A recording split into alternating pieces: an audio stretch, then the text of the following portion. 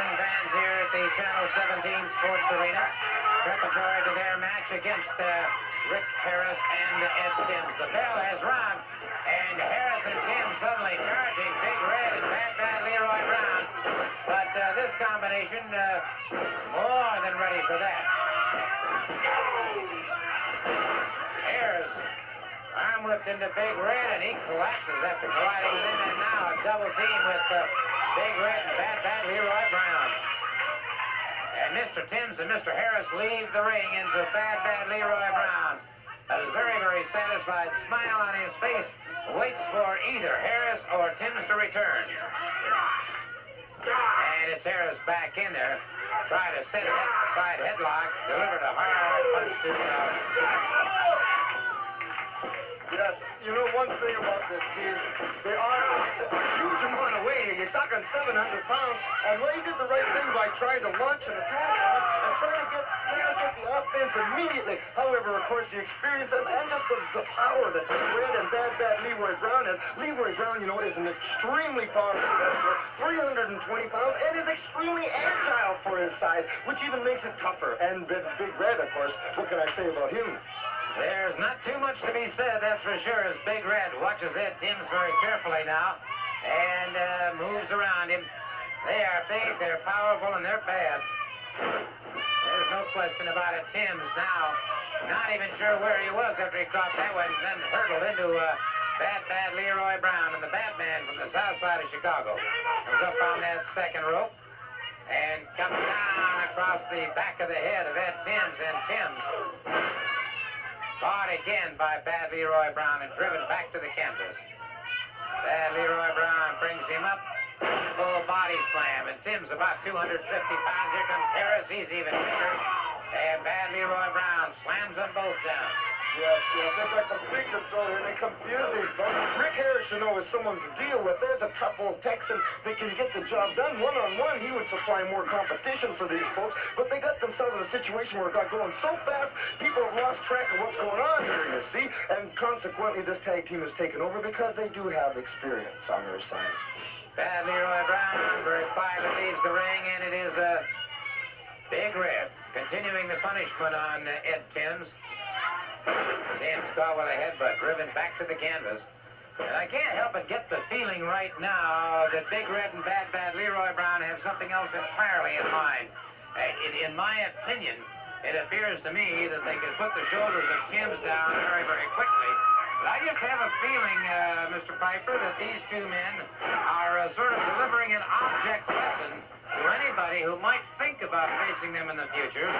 They're going to give them an opportunity to see all of their capabilities, and in a sense, the cat is with the mouse. Well, you know, Mr. Soli, you are 100% right in your observations, sir. That's exactly what they're doing. You see, you have some people, the Masked Superstar. You have some humongous people, the Super Destroyer. You have the Funks. You got Slaughter. You got Ron Bass. You got Sawyer, Ole Anderson. You've got some tough people, and they're trying to prove a point here. Whoa, they're trying to say to them right now is, look at us, boys. Look at what we can do. Well, that's fine and dandy, but I don't think they're going to be able to psych out that talent that I just spoke of. That isn't. Well, I'll tell you what, I would have to agree with you from that standpoint that certainly you're not going to take such tremendous professionals as the Superstar, Super Destroyer, and Ole Anderson or a Buzz Sawyer and psych them out. But I think you would give them pause to reflect upon the fact that they had better not take this combination the least bit lightly. They got the pinfall, 300 and some odd pounds crashing down across the chest of one Ed Timms, and it was all she wrote, and Katie barred the door. And you see them are very joyful and very happy. Tag team combination, Big Red and Bad Leroy Brown, demolishing the combination of Rick Harris and Ed Timms. And I might just say, Mr. Piper, that during the past hour, we have been privileged indeed to see some great competitors. Buzz Sawyer, one certainly has to give him total credit for his capabilities. Buzz Sawyer, man! Yeah, he's not modest. You're talking about Big Red and Bad Leroy Brown. They're nothing but a bunch of overweight, too tall. Listen, they're not even athletes. They're not wrestlers. They're nobody. Bad Leroy Brown's out here talking about what he's going to do and Buzz Sawyer. Well, you know what I'm going to do to him? I'm going to hook his head and stick his leg where the sun don't shine, Daddy. And I'm going to pin his shoulders 1, 2, 3. And I got Ole Anderson right here and Terry Gordy right here. And we can all get the job done on these fat boys. You know, it's amazing. I listen to Tommy and Rich, and I hear Stan Hansen and the Armstrongs and everybody else. Well, right now, Armstrong's have got those tags out, and I guess they're thinking they're riding pretty high.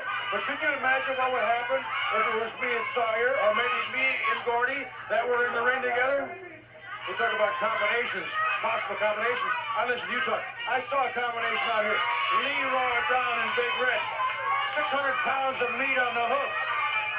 Now, what do you think it would take for me and Gordy to beat him, or me and Sawyer to beat him? It wouldn't take a whole lot. I think it would take a lot of courage, a lot of skill, and a lot of It's ability. like this. You can look at me and see Gordon Sawyer. I don't care, baby. It's like this. I'm not just another pretty face running around here, you know.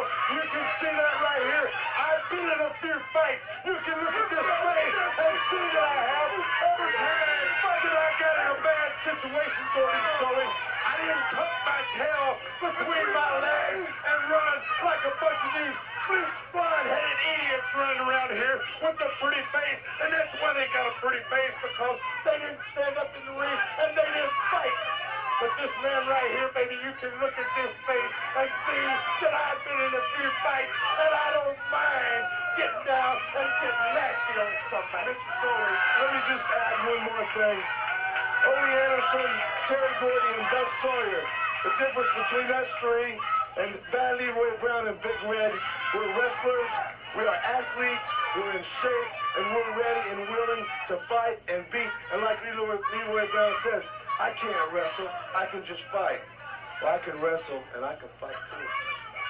Mr. Anderson, it appears to me you've got 2 wolf cubs here who want very much to become part of your company. Well, I'll tell you what, everybody loves a winner.